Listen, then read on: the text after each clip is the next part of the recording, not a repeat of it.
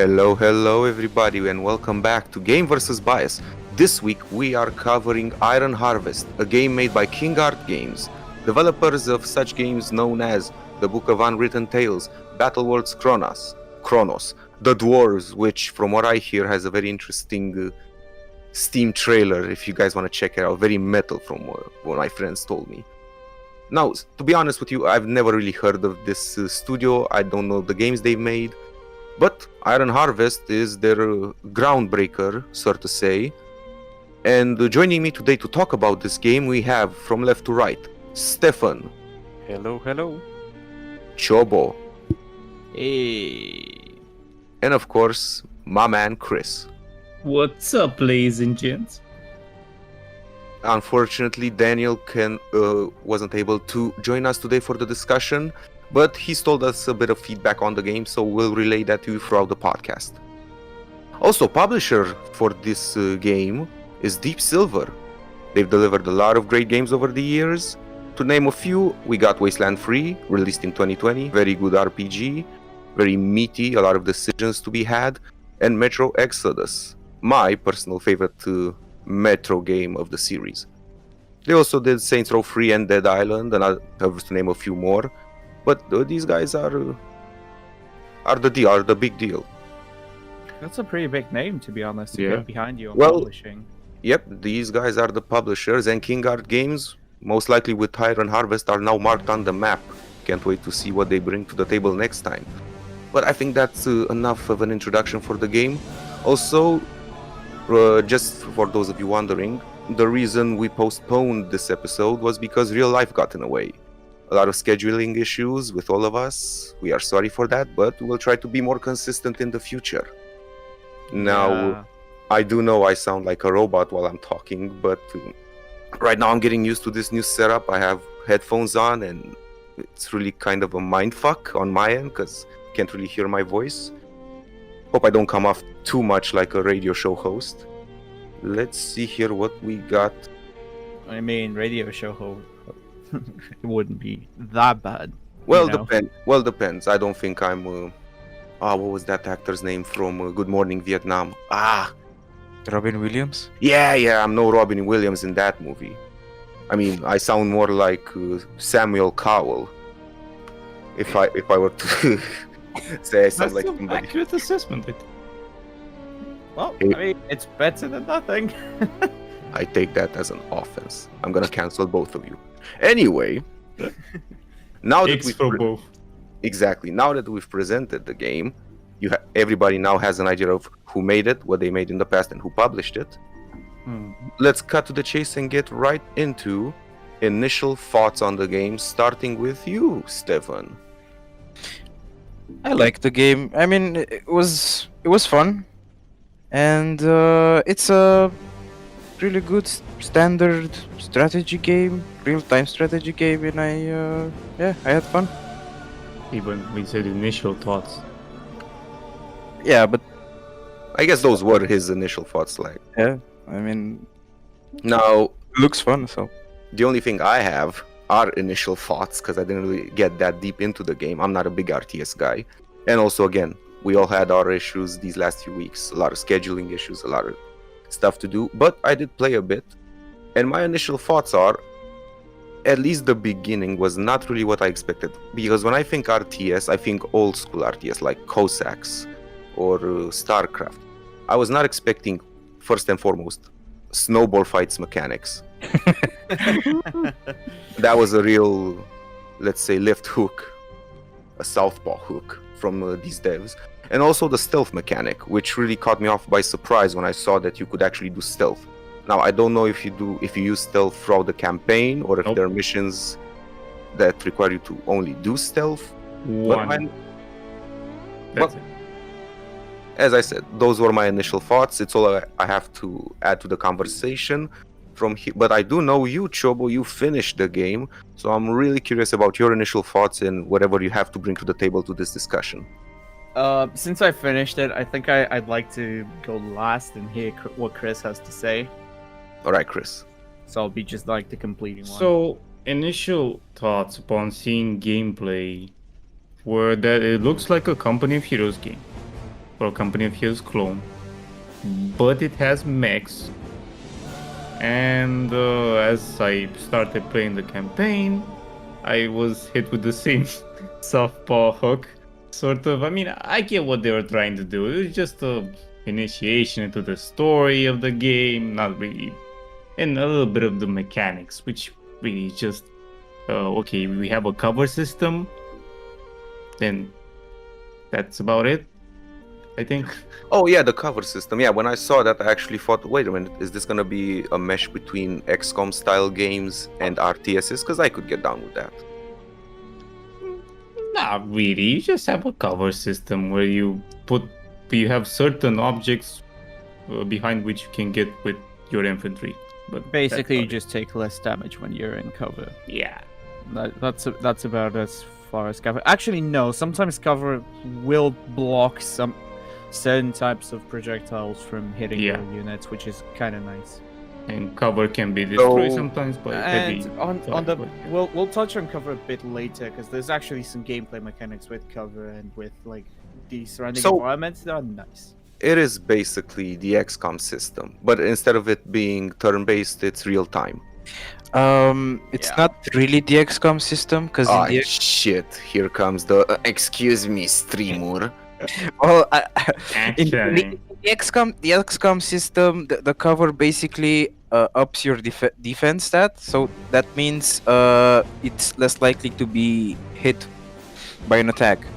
And this system is more like how I should swear I to say God, I swear to God, if you're gonna explain time dilation again, I'm gonna slap you.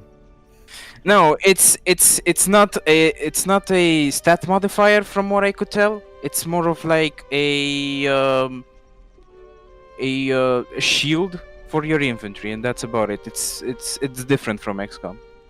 So this was basically the excuse me streamer because if I boil it down for somebody who doesn't really play RTS games or XCOM style games, you sit behind cover, less likely for your unit to die. Am I right? Yeah. There you have it. So If it's the same exact thing.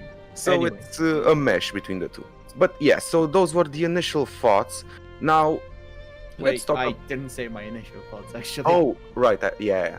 Wait, I was So, going by longer. I went into this game and I knew it was an RTS and I hadn't played one. I was kind of feeling in the mood and it really worked out well for me.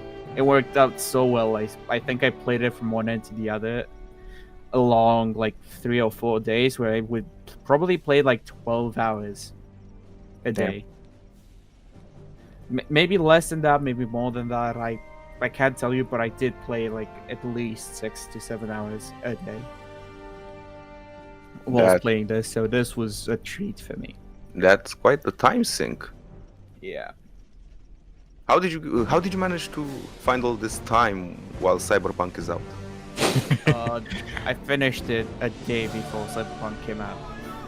Oh, okay. So that's it. Okay, so you hear that? Then I went into the giant time sink that was Cyberpunk. And still is because did you finish Cyberpunk? Yeah, I finished it, but I'm still playing through. Oh my God! Still doing the second playthrough.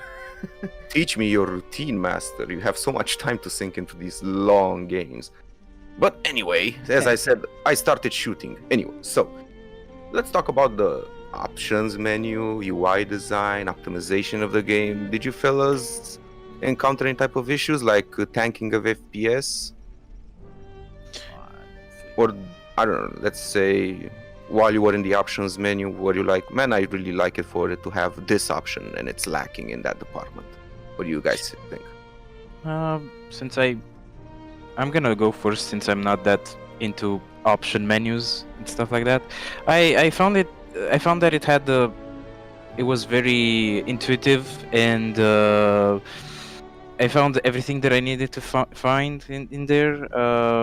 I liked the audio option for native audio. I think we're gonna touch on it a bit later, but yeah, that was my favorite options. That's it. What about you, gents? I like the menu. The only thing that's kind of a minor pet peeve is that all the menus have like an animation which is stylized and it's nice to look at. But sometimes when you're trying to like go quickly or reload the menu or do something of the sort, it kind of gets into the way. But it's like the most minor of nitpicks. Some poor sort did like the entire menu and made it stylized so it graphically animates when you shift from one page to the other, and then there's me, the asshole, going like, "Oh, I wish this was faster."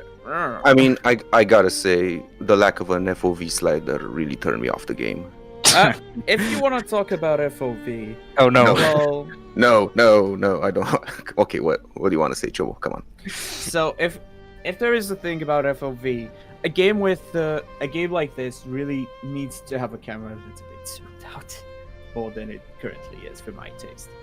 But And- we'll get to that a bit later. And that's the beauty of being somebody who doesn't play RTSs, because I saw the camera angle and I was like, okay, isometric over the top, but didn't really find any issues with it. I mean, I play strategy games and I found no issues to it, but I'm really curious what Chobo has to say about it. Well, UI options. I mean, options first. Standard options menu for me. I like the fact that you could select. There was an option in the gameplay section where you could see the range of every unit when you hover over them, and that's pretty handy. Oh yeah, that's a useless Quality of life thing.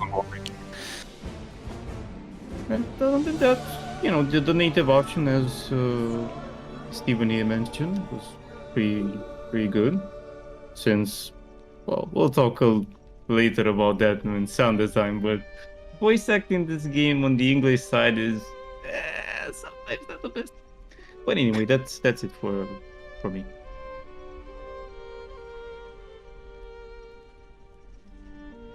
You guys hear me? Yep. Yeah. Okay, that's it.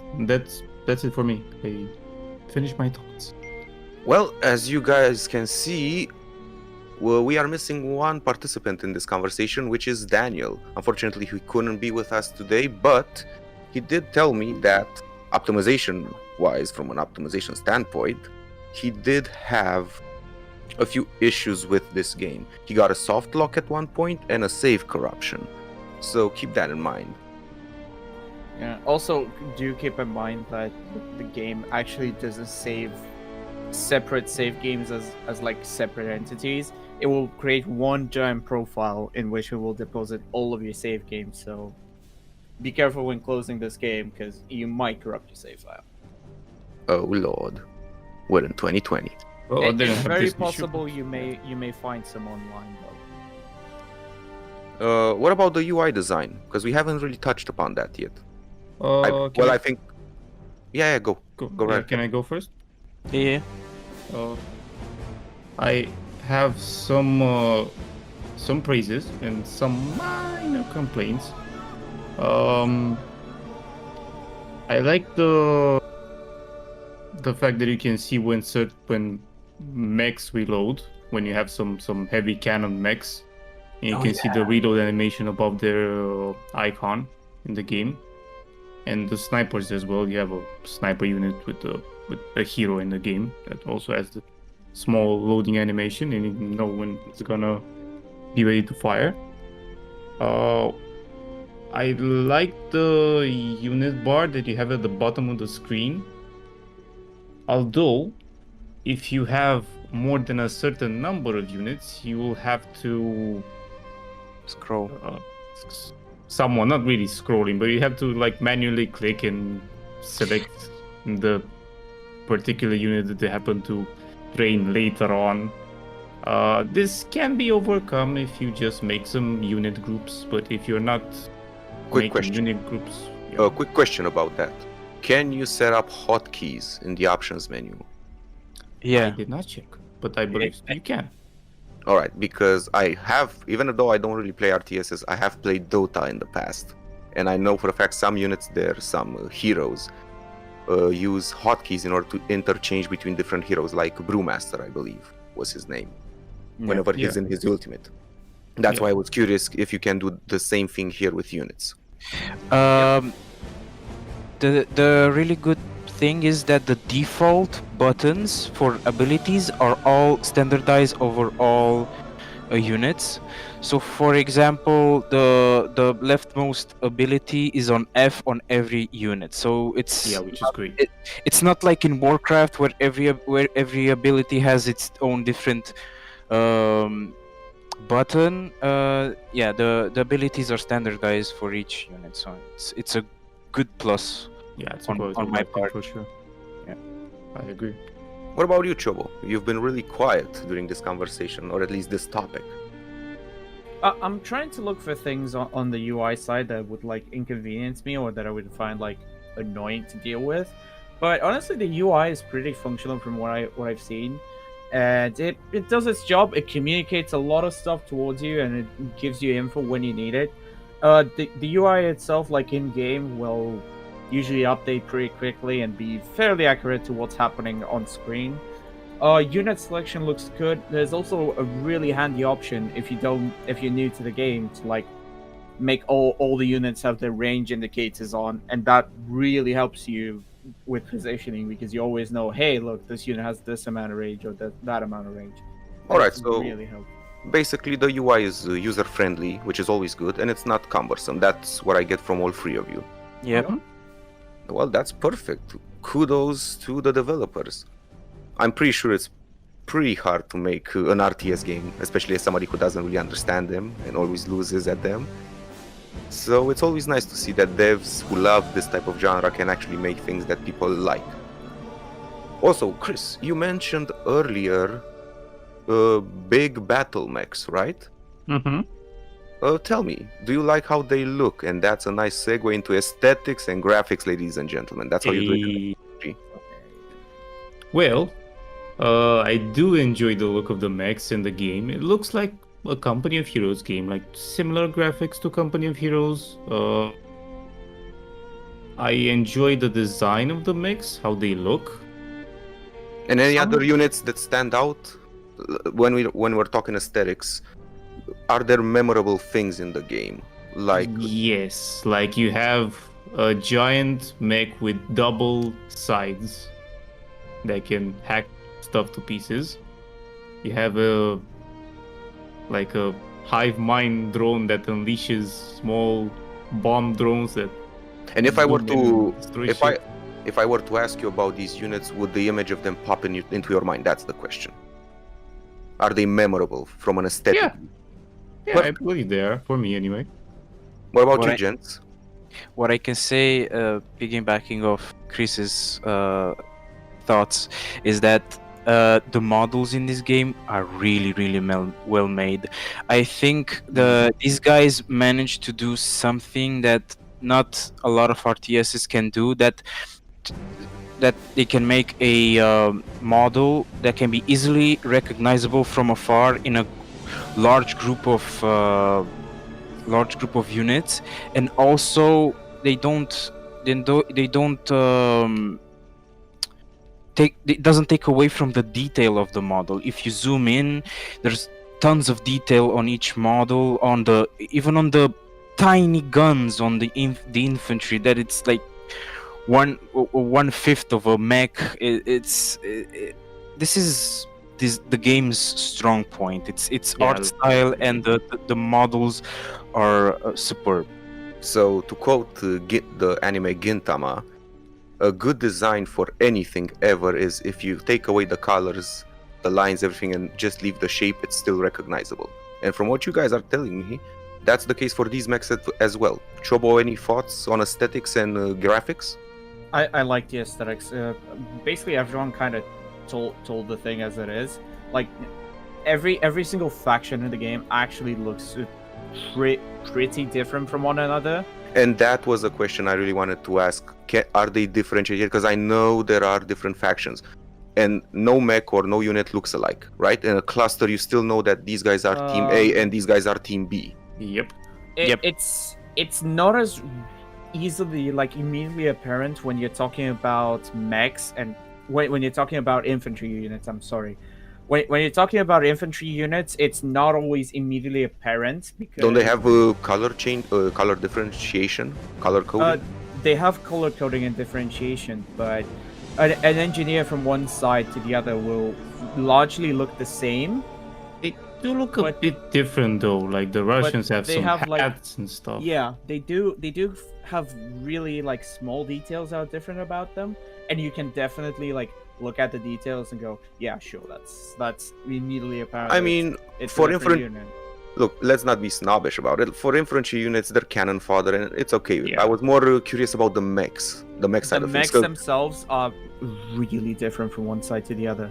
So once Like- again, oh, sorry, go Yeah, right like ahead. you will immediately know that somebody from Saxony is attacking you because their mechs, for example, tend to be literally on legs, so they tend to walk on stilts. Mhm. Mechs from what's it called, from Russian. the Russian guys who Oh, really see Rusviet. it in the game tend to have an aesthetic more to like mechs, like the traditional mech we know, like walking on 2 feet. All right, Whilst mechs from Polania. Polania look more like cobbled together in desperation than Yeah. anything else. If you looked a bit closer, the shapes of each mechs from each faction is different. For example, like Yeah. Saxony is more like cube-like. The Rusviet is more like triangular and like really sharp edges, and like Polania, if you look at it, it's more like of not a Circle. cube, like a circle. Like they're like really tall, circular things. That's interesting. So, quick question then: the Polonia guys, the guys that have, let's say, rounder shapes to their mechs, in the story, are they kind of the good guy? There's sure. no real good guy actually. in Well, the no, but I mean, so story, per let me preface this by saying, in design language, harder or sharper shapes usually tend to indicate like the red color, passion, power, somebody who is strong. Just look at, for example, any anime protagonist hair, and usually the hair will dictate, the spikier the hair, that's usually to signify strength, while rounder shapes tend to signify They're the Okay, underdog. They're the uh, underdog. Yeah, in the story. a mellow attitude. Yeah, again, Speaking of design, I'm curious because from what you guys are saying, the developers really put the time and effort in to really flesh out all of these mechs and tell you through showing, not telling, just like a good game should do, that okay, these guys are a bit more pacifist because their mechs, when you look at a round shape, you feel more at ease than when you look at a cube or a triangle. So that's why I was curious, because No. I know nothing about this, and did I hit the mark? as I said, they're the underdog of the story, and as Chapo Well, said, no, them as a faction, are they more pacifist in the story? Do they want to do democracy instead of, I don't know, capitalism, let's say? No, in the story, they're basically a country that was occupied by forces completely. So they had to surrender because literally they would have been killed otherwise. And they're basically mounting a resistance. So it looks more like something they just cobbled together in a shed and welded together, and it's like fired up, so it works. So yay. And to segue off that, you can see this in their construction buildings as well, especially the mech building. So It's really basically, funny. the Polonia design is basically more rounded out, right? What do you mean? So you said the mechs had a more round shape, a lot of circles involved in the design. Yeah. And Chris said the buildings also have circular themes. No. No, it looks it's- cobbled and the- put together like from scrap. What Christy said is like the other factions, the building that constructs the mechs are basically like factories or like really big hangars. In the Polonia side, the building that makes the mechs is a tent with a boiler. Yeah, it's a boiler mech that keeps eating coal, and it's so funny. Yeah. Well, Look at it. Well, props to them, I guess, to be able to build a mech in a tent. That's so you guys heard of Elf on a Shelf. Now be ready for making a tent, right? Yeah, but almost. Yeah. Close enough. But what about graphics? Because you did say there are a lot of details in the aesthetic of the mechs, but how are the graphics? Chobo, Like- I'm gonna let you lead this one off. Yeah, 'cause Textures, shadowing. the graphics and shadows and everything overall looks pretty impressive. So like, all the units, you can actually zoom in pretty close to them, and they still have like reflections, like light just reflecting off of them. The shadows and shadows actually comes as a mechanic in this game, so like it's different from when you're like actually trying to hide from units in several campaign missions. Shadows actually play a part, and the fog of war you can see it revealing and going back and forth. The detail on some of the mechs is also very impressive. Like you can zoom in on cavalry units and you can see like the sling that they attach the gun from pop in and out when they like put their gun back and start running. I am really curious to see what engine these developers used in order to get this level of detail. Especially when you zoom in on a unit, every individual unit having light reflect off of it, that's impressive. And they And have honest- mighty beard physics. Yeah. Honestly, it's very impressive what they did, because it not only does it look good, but it plays really well. So like I haven't had any like FPS drops at all Yeah, in me this neither. game. And it's not like I'm using super latest gen hardware compared to what's out currently, you know? Sadly for me, I couldn't pump it up very high. Everything was on low because my PC was kind of dying. So yeah. It's alright. Christmas is right around the corner. You'll treat yourself to a new PC soon enough. Yep. This is true for me as well. Yeah, but on the performance side for me, the game just defaulted to ultra and stayed there. I haven't had a battle where FPS dropped yet. And from what I understand, the graphic fidelity was also on par with your expectations of the game. Yeah. What about you, Chris and Stefan? I mean, as I said, the game looked good, but I couldn't. Well, yeah, but it's actually good that you played it on a low end PC, because now you can tell us if the game still looks pretty on lower settings. It did. After I pumped it up to low, it wasn't like I was playing with a bunch of pixels moving on the map. Don't you mean when you pumped it down to low? Yes. That jokes. I'm gonna cry. Hashtag. Yeah, But it's good to hear. sadly, when there was fire somewhere on the map, my FPS would like drop to 15. So When there was fire on the map, there was fire in his PC as well. yes, yes. Wait, you mean actual fire, like, or just like a battle took place somewhere and there were like a Actual bunch of fire. things to catch? Actual fire on the first mission, or technically the second. There was a village on fire, and yeah, if I was panning my camera on top of the fire, just like dropped to No.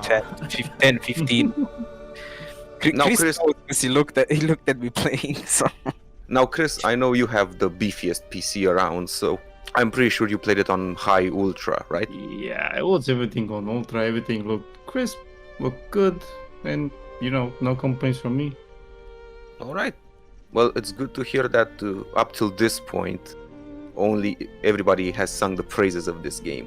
Let's see if the trend continues, because right now we touched on this a bit earlier, but I really want to hear about the gameplay loop and the game design as a whole, the direction of the game and mechanics within it. Anybody want to lead the discussion? I'll lead with the discussion. It has a few surprising mechanics that I did not expect. First of all, mechs, for example, can be easily toppled by infantry by shooting their rear armor. Apparently, all the mechs in this game have armor in the front, with very few exceptions. And if you shoot them in the back, you actually deal massive Oh damage. my god, they took a page from One Piece Frankie. or like Company of Heroes and tanks in general.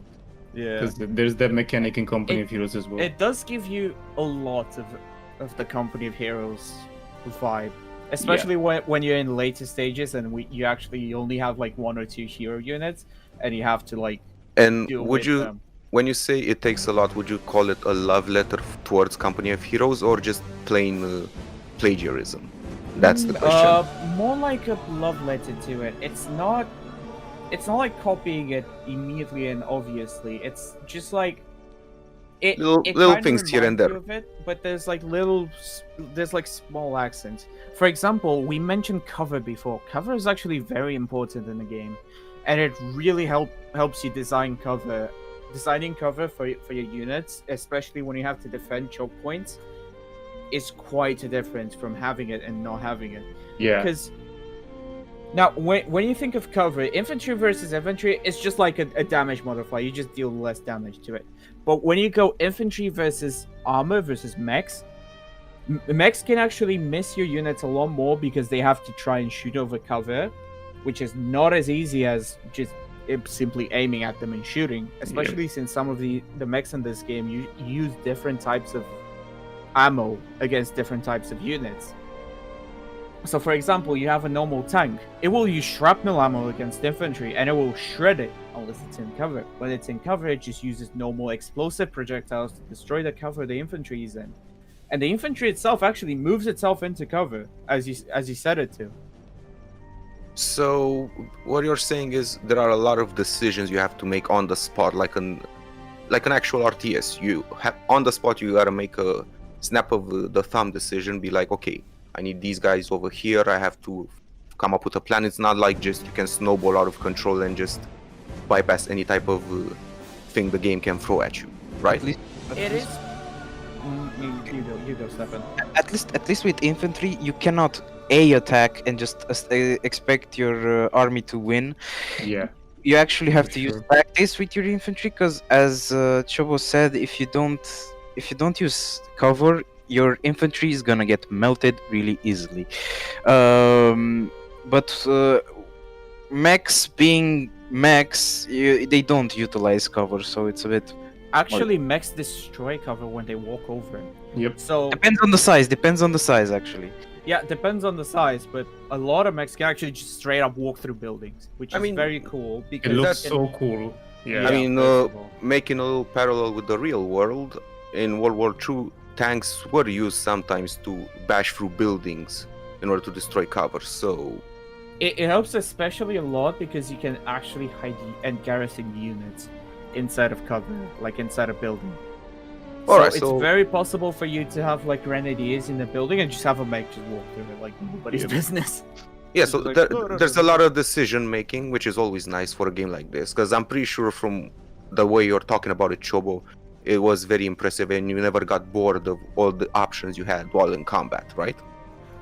The idea with the options is that you can actually feel like you have the possibility of defeating a lot of types of units with smaller units. So it gives this idea of balance or of power, if you want to name it like that. So where- basically, like a game of chess, where if you play your cards right, you can win just with the pawns. Yeah. That's what you're saying. Yeah, exactly. Like you could very easily set up a defense in your base that will take a lot of punishment from a lot of mechs.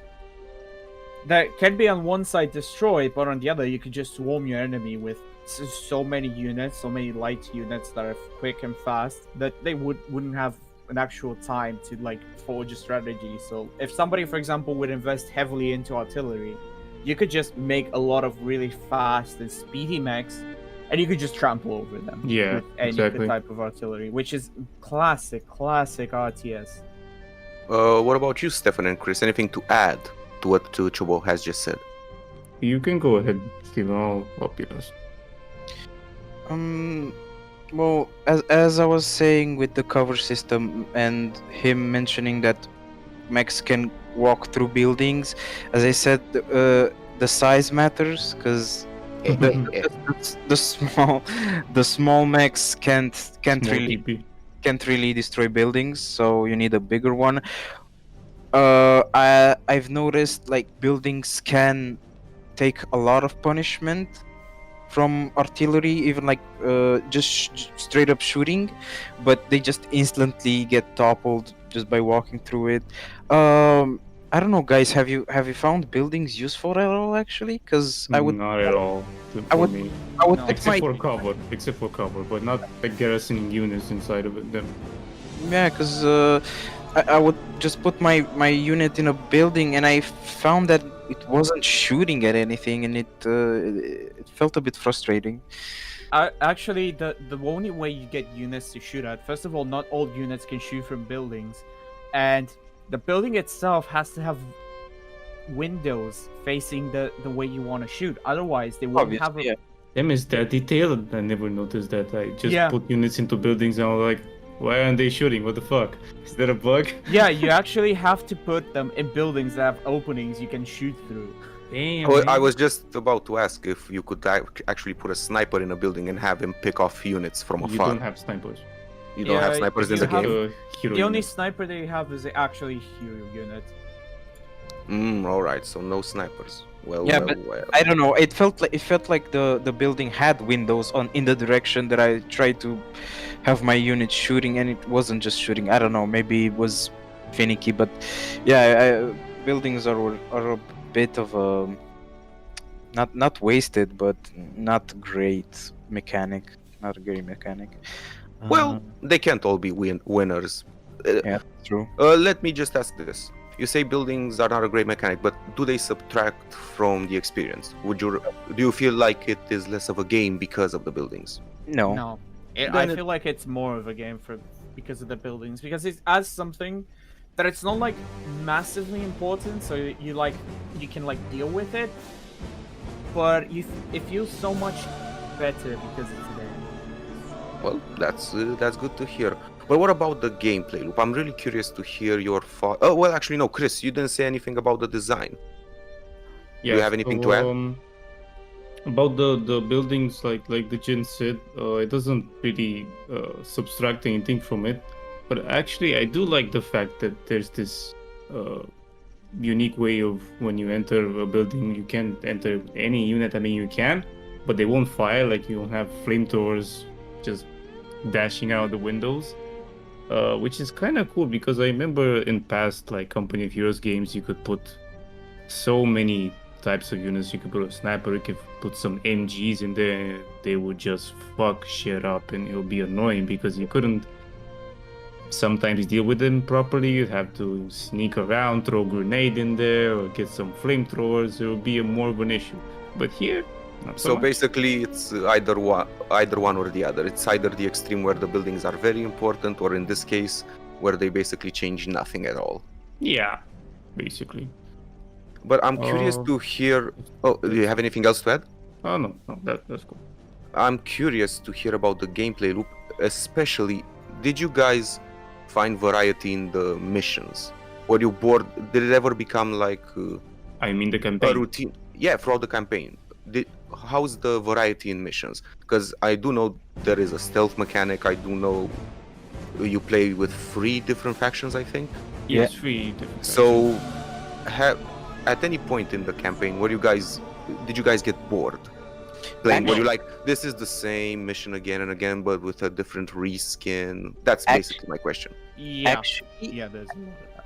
well, in my personal opinion, I found out that the funnest missions were the one you didn't have the building that you didn't have to build, and there are plenty of those kind of missions. So I was quite happy, and a lot of them are really varied.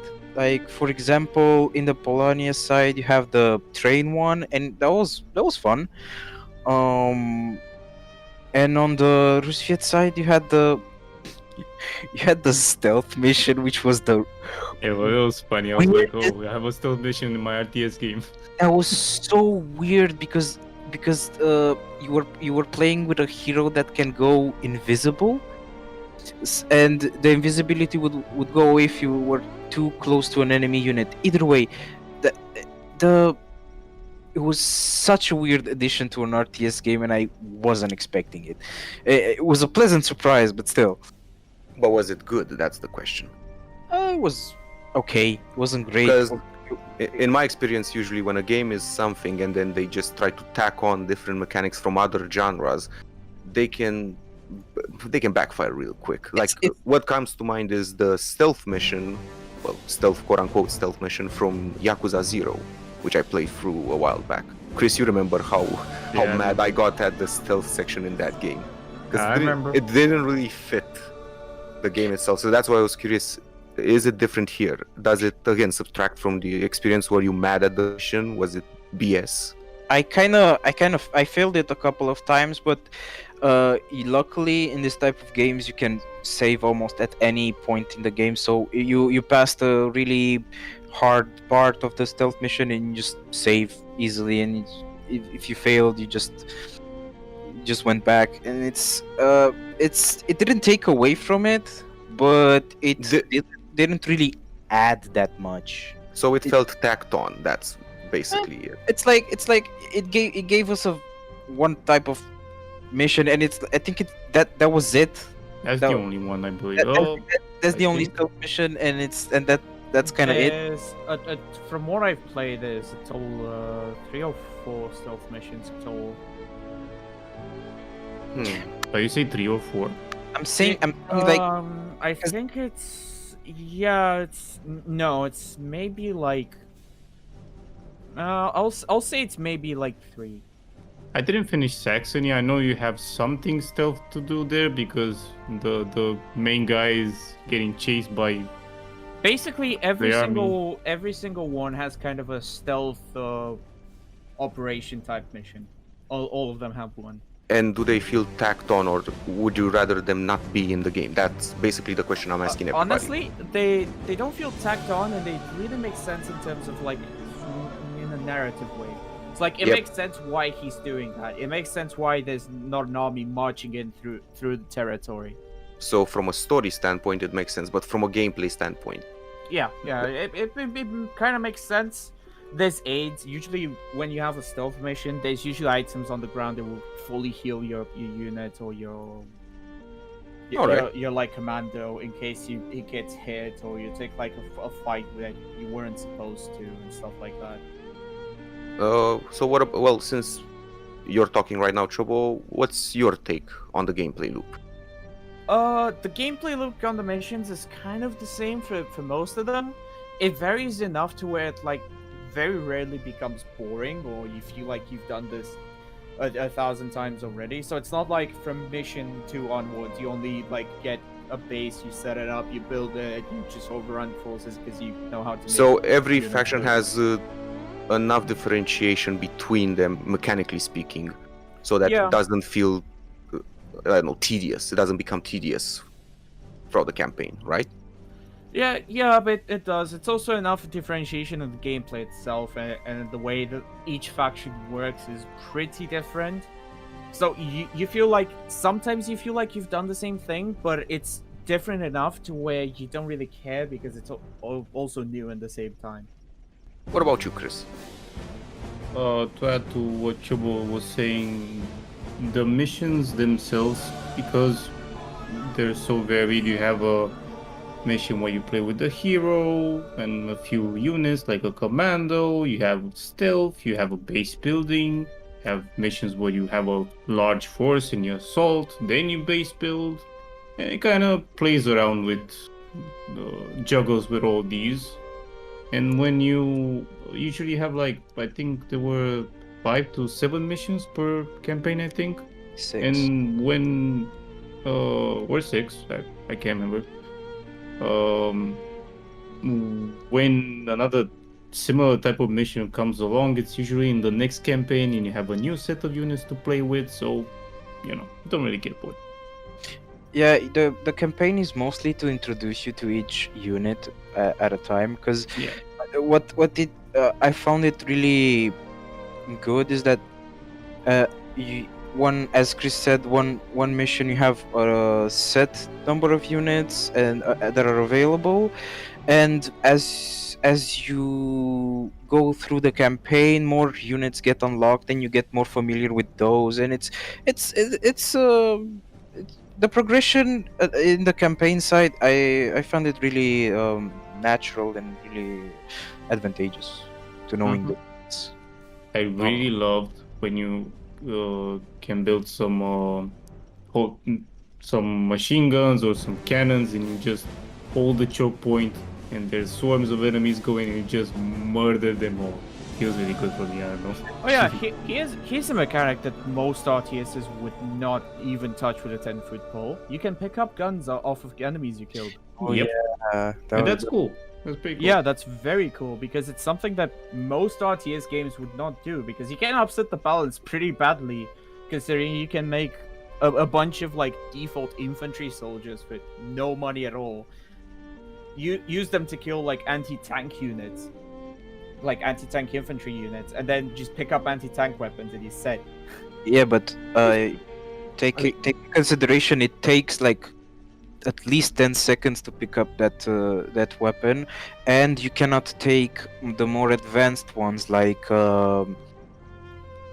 cannons if they're already destroyed, or exosuits. You can actually repair them though. Yeah, you you can. can. You And- can. Using this mechanic of picking up guns from dead units, have any of you been able to break the game? Like make something a unit so OP? Well, not just one unit. No. When I say a unit, I mean an No. entire squad. No, basically when you pick up a weapon, that squad changes to the squad that had the weapon in previously. Like, so let's say you make a unit of flamethrowers, 2 units no, of I- grenadiers kill, you get No, one. yeah, I understand. All right, well, those So, are my yeah. questions. Do you have anything to add? Yeah, just to clarify this, so if you have an infantry unit, like basic infantry, and then you kill a squad of flamethrowers and you pick up flamethrowers, those guys will just become a squad of flamethrowers. Yeah. No, I understood that, but I guess explanations are always welcomed, especially for viewers who might not play RTSs just like me. But I have to ask, what do you guys feel, since we're already talking about guns and murder sounds, what do you guys think about the sound design and the OST of the game? I want to start this off by saying I really loved the song, or piece, I guess it would be called, playing in the main menu of the game. Yeah, that was really cool. I liked it as well. It was pretty epic. I only have. If I may start this topic, gents. Go. With all the praise that I've given the game, I have to give it one negative side on the sound because I don't feel it's as meaty as I would have liked it to. If I compare it to a Company of Heroes game, a Company of Heroes game has better sound, I think. Like when I hear the machine guns, they're pretty loud and, Beefy. metal clanging, beefy. When I hear a tank shot, it's pretty booming and you can hear from a mile away. In this game, you can hear things from a mile away, but they don't sound as good as I would have loved it to be. That's my complaint about the sound. Otherwise, it's okay, it's serviceable.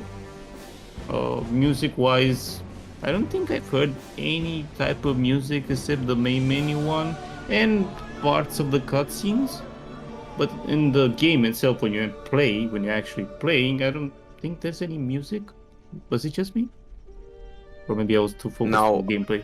I'm no expert on RTS games, as I clearly stated 1,000 times already, but from the ones I've played, I don't recall any of them having music playing while you're inside the game. There may- are a few games. There are Warcraft 3 has. There is music, but it's really toned down, so it doesn't distract you. Yeah. It's more like background music that it's really easily forgettable. Mhm. So, I mean, So basically, one or two instruments just going, like a flute going, something easy. It's more like kind of an orchestra in the background, but it's Yeah. not like. Also, not ambiental music, just a very toned down version of the main menu music. Yeah. Or Something like that, yeah. Which isn't bad. My main complaint is with the sound design of the weapons and guns and everything.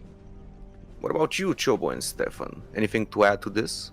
Well, as Christy was saying about the meatiness of the sound, I think it's mainly related to the attack animations of the units, because they're really quick and really they're not supposed to drag. So I think that's why it feels less.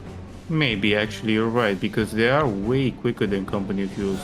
When you set up a MG and Company of Heroes, it takes a little while.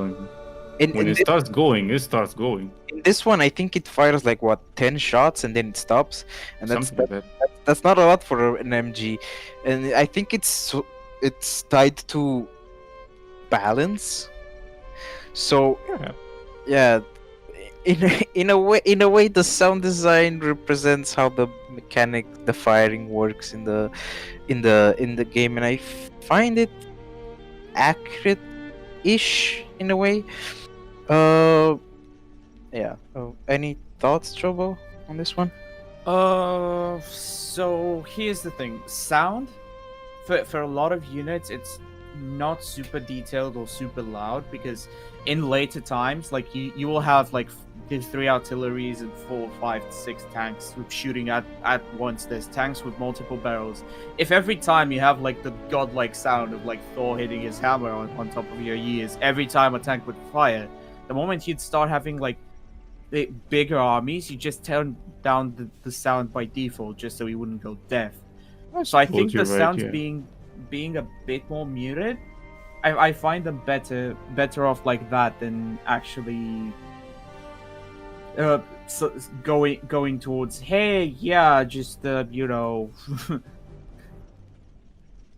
you make a good point. I can see why they did that.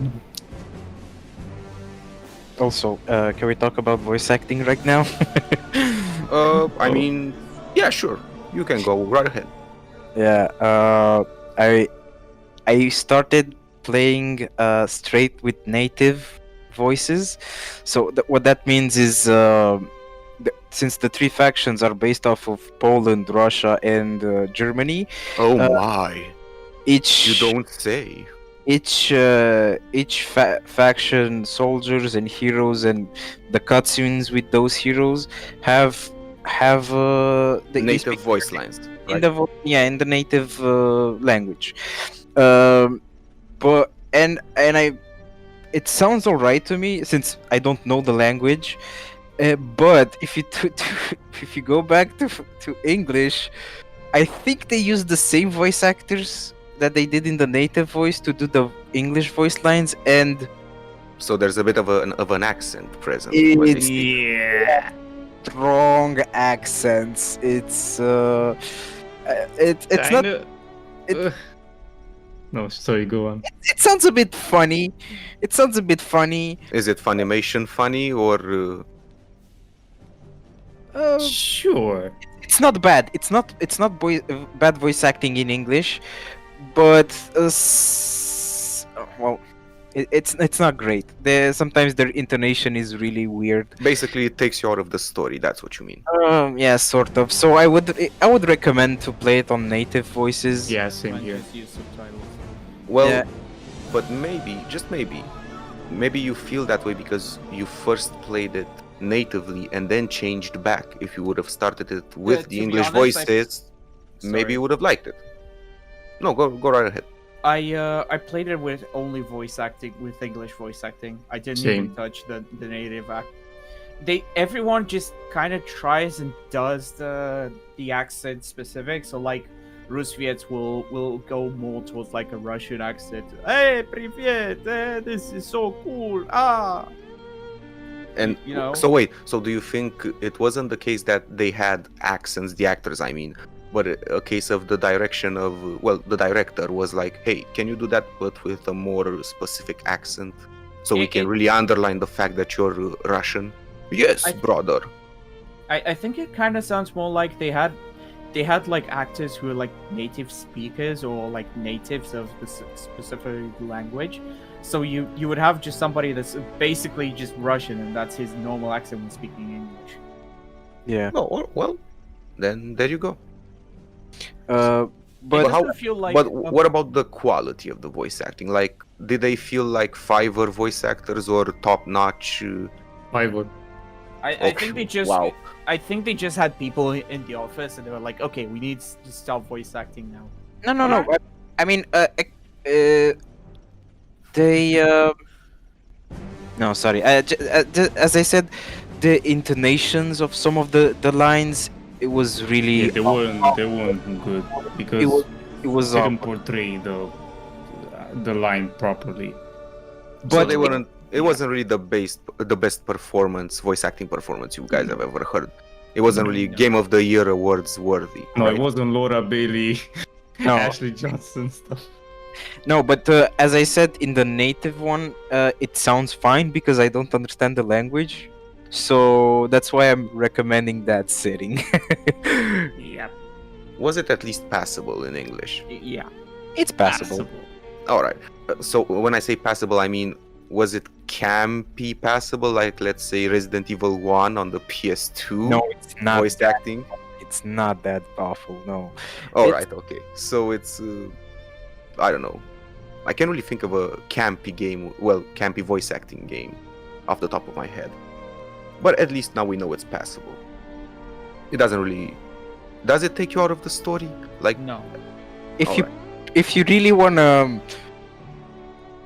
If you really wanna make fun of it, yes, it's gonna. If you really pay attention to it and you see the differences between the language, it's a bit distracting. It's a bit distracting. so it's on that fine line. It's not really, it's so bad, it's good. It's basically just like, mediocre. yeah, take it or leave it. But what about the story? You guys talked about the voice acting. What about the story itself? Honestly, I kind of liked it. It was cute. It was. We can talk about it by It's now. it's Spoilers. it's spoiler. really anime. What the fuck? Literally, in the first mission, there's a guy with a metal arm that does a chidori on a bridge and knocks a mech in the river. What the fuck? Folks, just to clarify this, it's an EMP, a blast that he emits from his bionic arm, but to Steven here, it looked like a Rasengan or a freaking Chidori from Naruto or some stuff. It It was was really funny just watching him experience it. I'll just reiterate that to get my point across. What the fuck? it's that scene made me want to finish the game. So Okay, so baseline stuff. The setting is kind of a World War One, but like in a world where people figured out how to make mechs work. Yep. It's- And Russia basically conquered everything. As they always do in video games. And you start off with as a Polonian resistance, as a Polish resistance that is part of like the captured countries by Russia. Your country has to surrender so it doesn't get destroyed. But at some point, the story itself throws you a curveball because you figure out that it's not only the Russians that are in deep. You kind of find out. That's why I said there's no real bad guy. Kind of everyone is not a bad guy or doesn't Well, have except the secret evil organization. except yeah the way they went. Oh for shit! this Do they was have an Akatsuki too? Yes, they do. basically yeah. yes, They led, got the Akatsuki, led by Rasputin. and it's freaking What Rasputin. the fuck? Yep, it's anime as fuck, bros. I'm gonna need a JonTron what the fuck gif on screen right now. Well, did Russia conquer everything? I know. I think it just. It conquered most of stuff. Saxony is still alive and kicking, and Polonia has been overrun. So they basically conquered everything between them and Poland. Yeah, That's you not can see wrong. that. So It's it's not USSR basically. Yeah, basically. I mean, going back, kind of a lot though, if you think Going, about it, uh, like 6 countries or something. Yeah, it is. going back a bit to initial thoughts. I never thought I was gonna hear the words Chidori and Akatsuki during this discussion. So what the hell is happening? I'm really curious now. I'm not gonna play the game, but I'm really curious to hear what you guys have to say about the story. It's okay. So the story is a Dieselpunk alter history where Nikola Tesla and a couple of other scientists managed to create mechs in a facility called the factory, and all the countries learned this technology from him and commission. I don't know if they built all their mechs there or on their home turf, but yeah, I because, think they just teach them how to make mechs. yeah, Yeah, and everyone, of course, went and used them for. Yeah, and they started wars. I mean, in one of the cutscenes in the game, you have one of the scientists, Steinmetz, that says really their initial goal was just to build them for to help automatization processes, so hard labor is replaced with that, so people can do other things, not war, but you know. The initial idea for this was to make like really easy to use farm equipment and to make mechs do everything for us instead of like having us to do like heavy lifting or work basically in any physical sense. I mean, But of course everyone started using it for war. it's funny because even in the artwork, it's visible this difference when you see like fields of open fields where people are working with scythes in their hand, and they're like tiny, and then a huge 100-meter mech is like walking past them, and it's I mean, as somebody who's played Farming Simulator, I can tell you that's pretty accurate. yeah, but those mechs are made for war, and it's not farming equipment, sadly. I mean, look, I'm over here listening to you say that Nikola Tesla makes mechs in a factory, while thinking, but the Polish guys are making them in tents, so I guess they're better at it? Yeah, it's Quite, but sure. yeah, the Polish guys are the Tony Starks of that universe. Yeah, exactly. They're the Tony Stark in Iron Man 1. Kind of like that. Okay, so I want to start off just narrating the whole campaign because it's so funny. So you have this cute Anime girl. cute anime waifu girl that has a pet bear. Wait, you actually have one? Well, actually, no, because I did play that part, the snowball part, right? Yeah, and she grows up, and then you still play with her as the main hero. Don't say play with her, please. You know what I mean. Go on.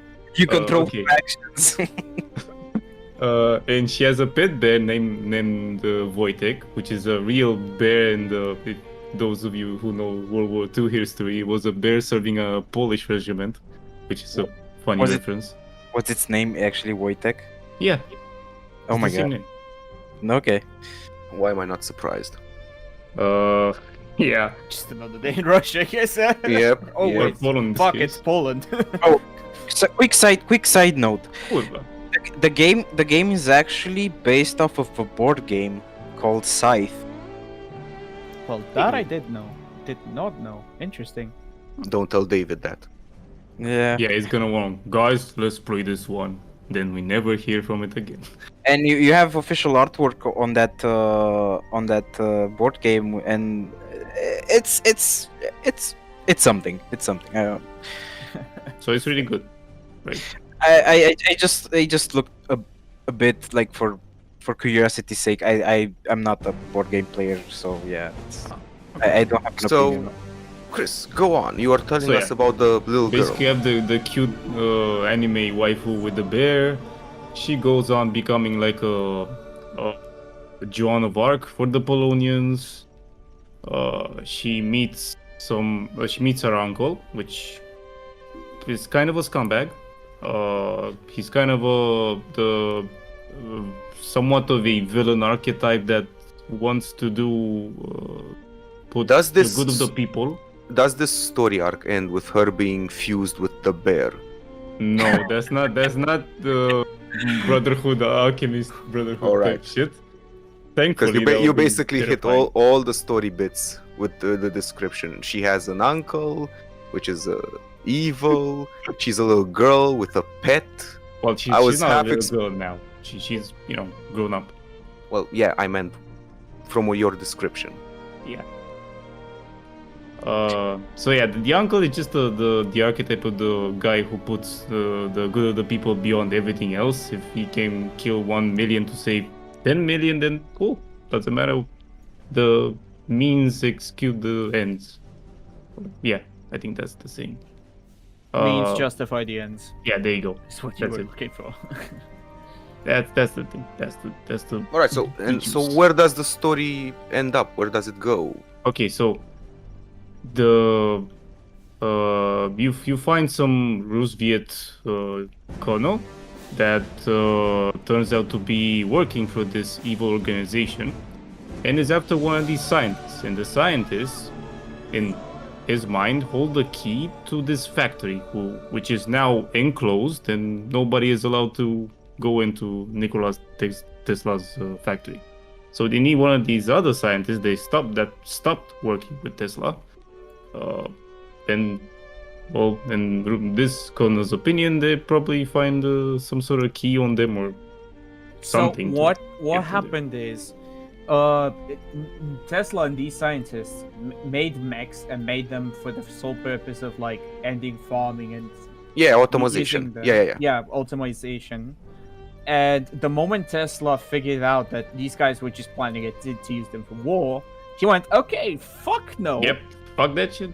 And basically closed off the initial factory of robots. And you can tell that Tesla was far ahead compared to all the other countries, because when you run into Tesla's units, oh boy, yeah. So I'm got guessing fucking those are railguns. those are kind of the end bosses of the game, like Tesla's units. Yeah. Yeah. They're not kind of the end bosses. You fight them on multiple campaigns, but holy shit, like. Yeah, but they're like the big top tier baddies. Like when you fight them, you feel like you're fighting a boss. Yeah, most of his units are more powerful than like the normal ones. So, for example, a normal, like the default unit from Tesla can actually demolish like 2 squads of normal units from any other faction before you get to kill them. So I guess the civil organization wanted to go into his factory to get blueprints for these type of units. To get like the best mechs, because Tesla literally makes the best ones. But what happened to Tesla? Is he in the factory? He's in the factory in his house, just Oh, okay. chilling. So Yeah, it's he's literally basically just chilling. so this is basically Russia's version of Charlie and the Chocolate Factory, from what I hear. Somewhat. You Sure, and call the it that, golden actually. ticket is one of these scientists that went rogue. They didn't go rogue. Basically, the moment Tesla figured out that they were using it to make mechs, all the scientists split up, so nobody could actually enter the factory. Yeah. And they hid. Like, for example, the Polish girl that was mentioned before, her father is one of these scientists, and he is very, very against anyone going to war. Like in the first cutscene, you figure out that the girl's brother is actually drafted into the war, as would happen in that period with young men that were like in decent physical condition. You could just get drafted in, and that was it. You had no real say in it. In this game, it's made to seem like he was like allowed to enroll, but this is basically a documented historical fact about conscription and stuff like that. Anyway, what happens is that you in the first I think third of the game, you play as the Polonians, and you're like, oh yeah, we're a revolutionary force, we're taking back our land and whatever the heck. Then you go into the next campaign, which is the Rusviet, which up until this point in the game have been portrayed as the bad guys. And you figured out that the war kind of is a hoax, because the moment you start the campaign, it's actually the start of the war that's supposed to have been the Rusviets themselves. And you realize, wait, hold on, the Rusviets didn't start the war, they were planning to end it because everyone was kind of tired of war. Yep. And things happen, and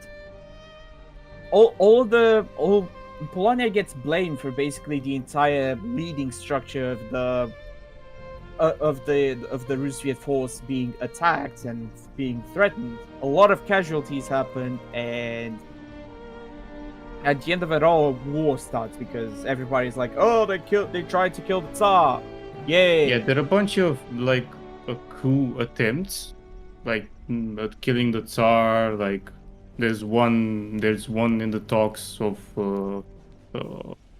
Kaiser Friedrich, and stuff like that. Just initiating war all over the place, just to disguise this organization's actions. The funny part in the conflict is that the actual evil organization, as it's called, only appears as the influence over one person, which is one Rusviet general.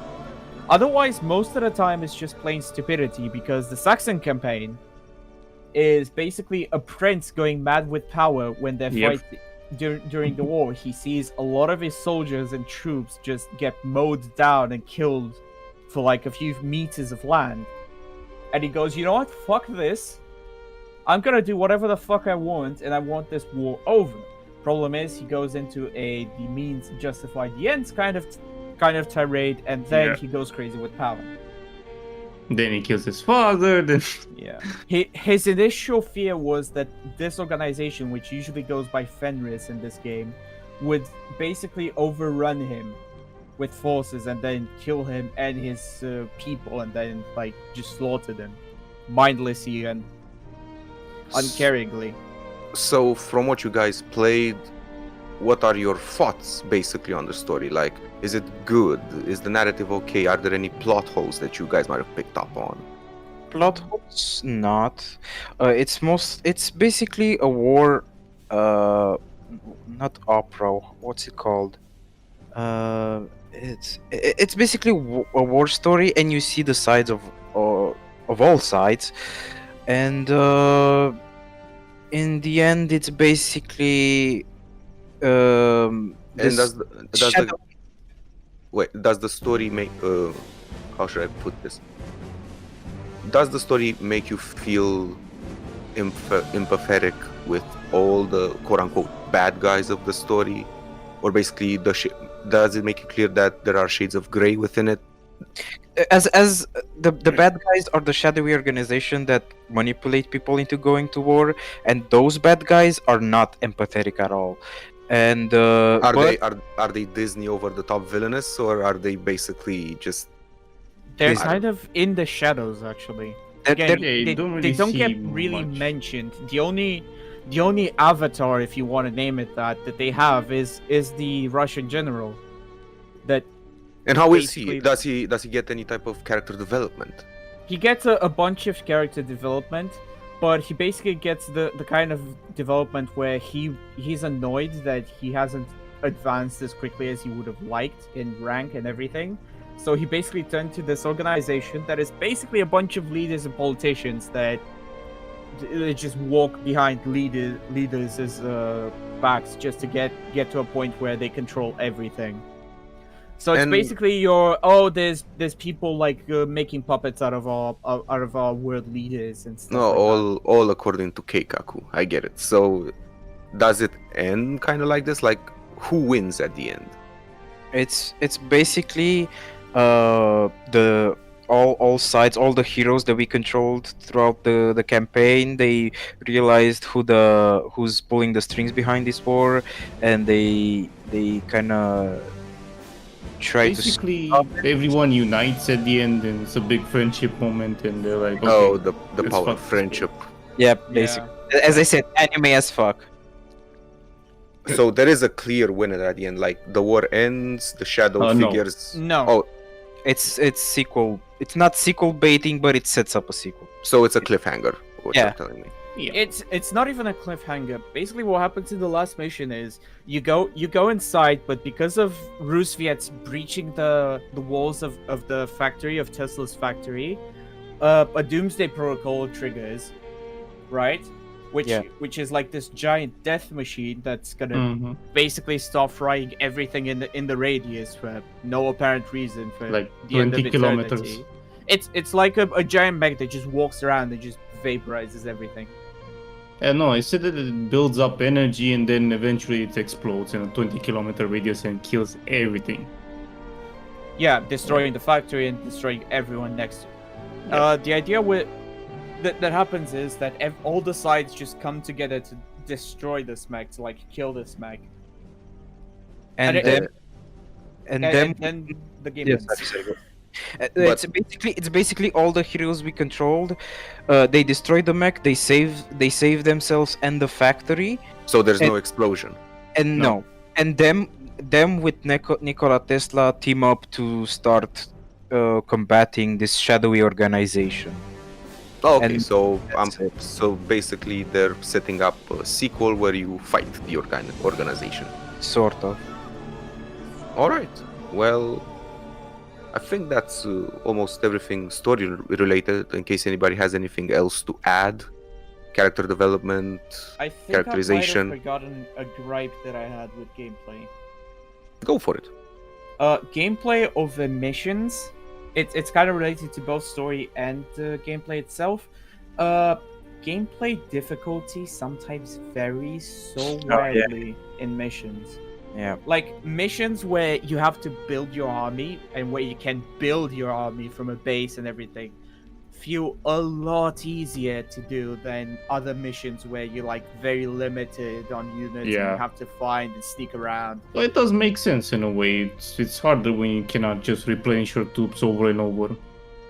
Yeah, but there's also some exceptions to this because, for example, I don't know if you guys got to it, but there's a mission that's basically a survive waves mission for one? the Saxons. It's basically the Saxons. second or maybe third to last mission that you have to do, where it's just literally survive against 3 waves of enemies. Oh my god, that Is it that one with the caravan? No, it's.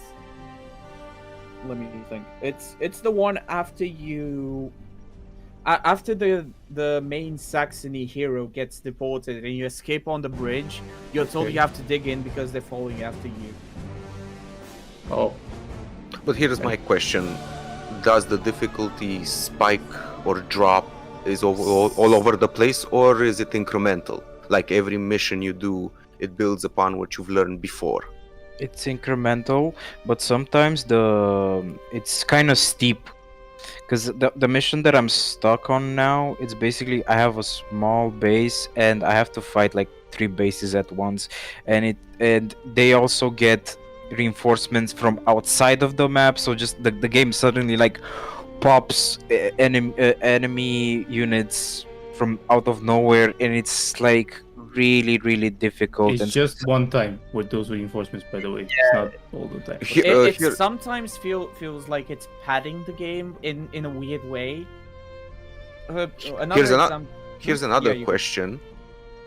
What difficulty did you guys play on or are playing on? Normal. Normal. was I playing on normal? I don't remember. I'm sure I. No, knowing you, Stefan, I'm pretty sure you went for the hardest difficulty available. So I think I went on normal also because I didn't want to slog through it, but I still ended up slogging through it. So yeah, I'm not sure. all right, so everybody has a baseline of being on normal difficulty. Yeah. So Mm-hmm. Here's 2 very good examples. One is the second mission of Saxony where you have to assault a base. The base itself is so filled with mines. I've lost like 40 tanks to the entire base before I could like finish them off.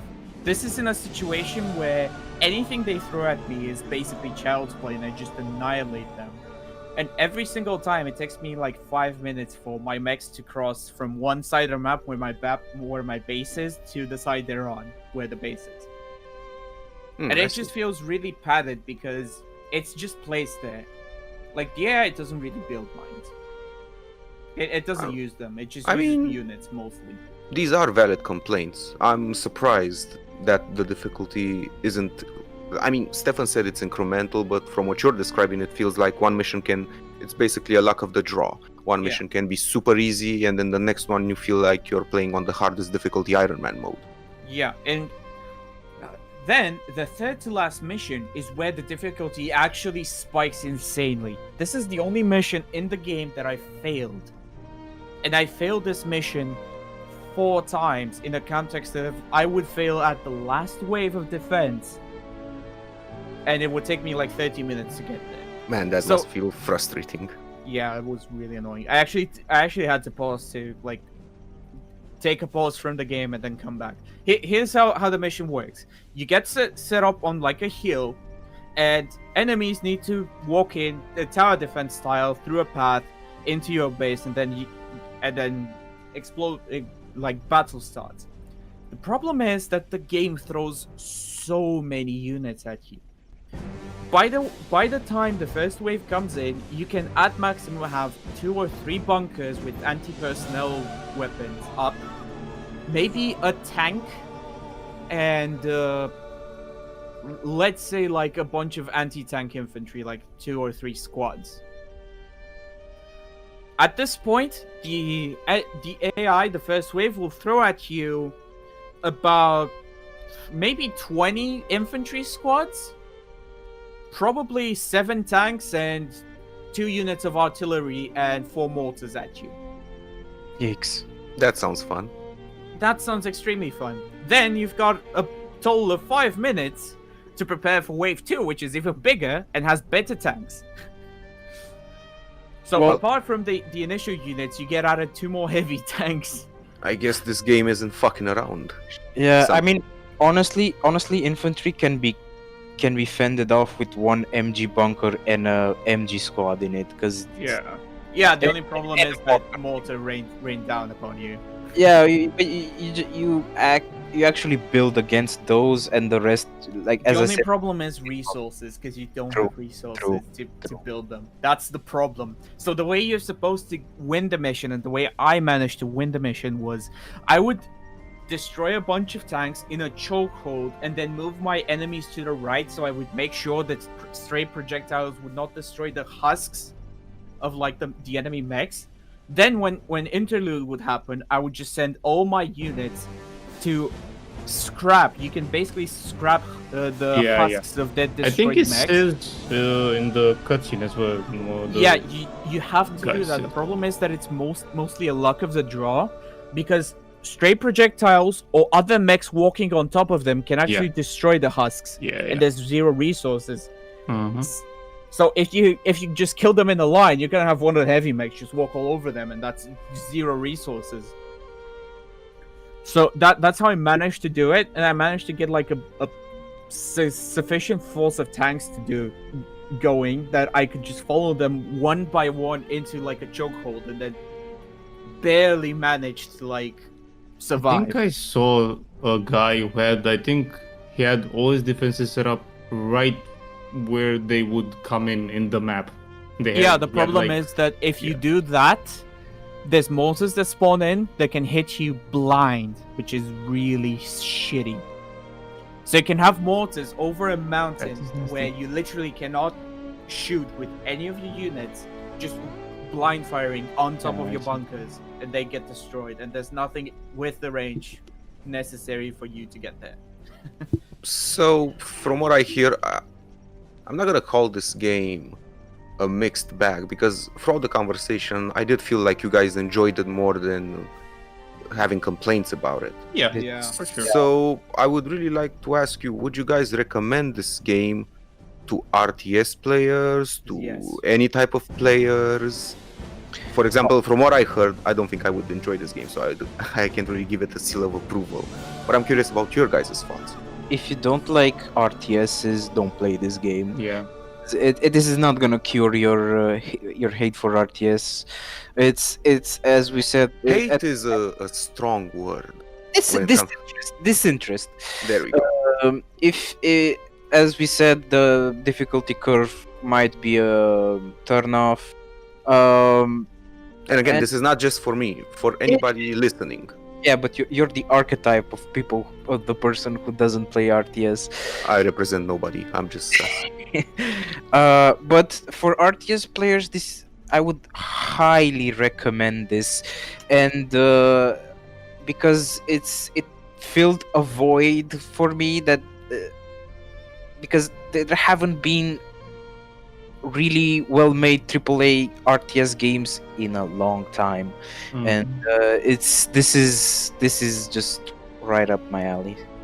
Now that you've said AAA, I'm really curious if this studio is considered AAA or AA. I think AA at most. It's a new studio, to be honest. Either way, it's really high quality. So No, I'm just curious because lately I've also been hearing people say quadruple A studios and games. So I guess we're gonna tread into that territory in 2021. Yike.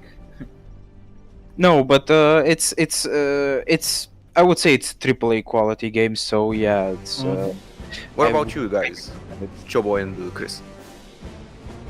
Would you- I would definitely recommend it to an RTS player, especially if you enjoy Company of Heroes. You're gonna like this game as well.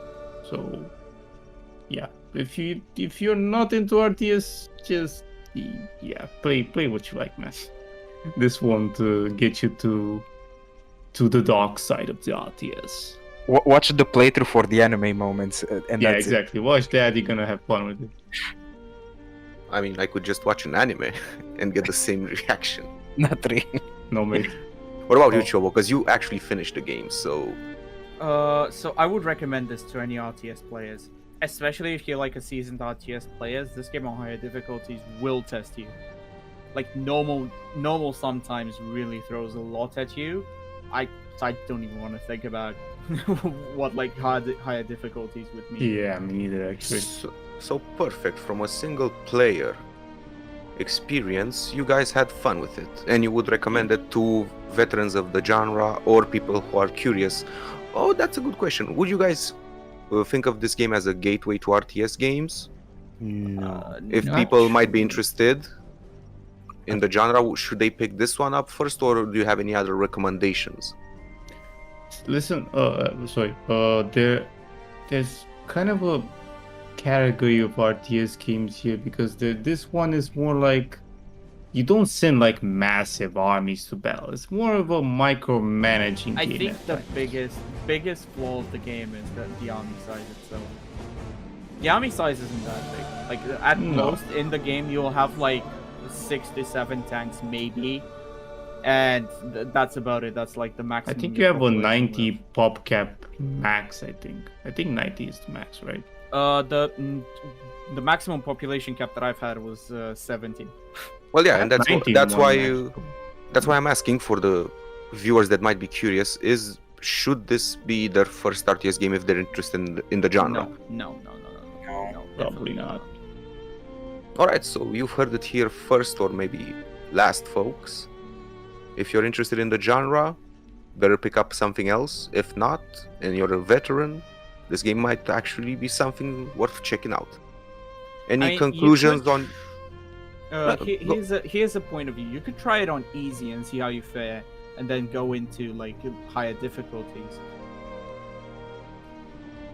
I mean, if you have any recommendations, I maybe mean, that Look, could if help. you're really new to RTS, just put it on easy. Finish a few missions, see how you're faring, and then put it up to No, higher no. difficulties. What I meant was if you have any other RTS games to recommend to people if they're interested in the genre, because this one might be a bit overwhelming with mechanics wise, and mechanics wise. the best gateway, because this is like a tactical real-time strategy in a way. I don't know if that tag is redundant, but since you have squads and you don't have that many, since you're dealing with squads, it's a little bit more different than other RTS games. I would recommend RTS games that doesn't use squads, that uses single entities. The first thing that comes to mind would be Warcraft 3, but Age of Empires, honestly. yeah, Age of Empires. That's also somewhat of a squad-based though, isn't it? Age of What was Empires. that? What was that RTS where you also had Greek gods, mythology? Age of Mythology. Age of Mythology. I know I played that one, and I kind of remember it being not easy, but easier than most other RTS games I used to play as a little kid. So maybe that one's something to check out. I don't know. You know what? StarCraft. Just start with StarCraft. It's Oh it's- my god. As I feel like that. It's so I feel- weird I- to me and hard. I feel like that game is. Maybe it has a low skill floor, but the skill ceiling on that game Yeah, is it's huge. huge. Well, you need a low skill floor to start an RTS. That's why I said start that as a gateway, and if it's not your type, just maybe branch out. But that's a good starting point.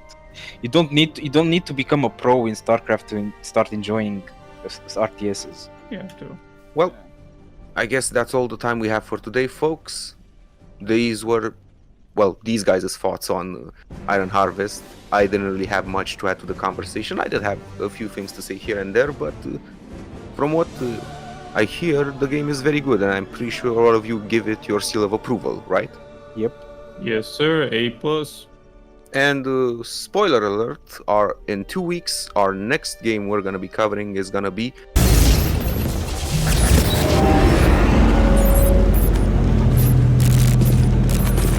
Wake the fuck up, samurai. We have a city to burn.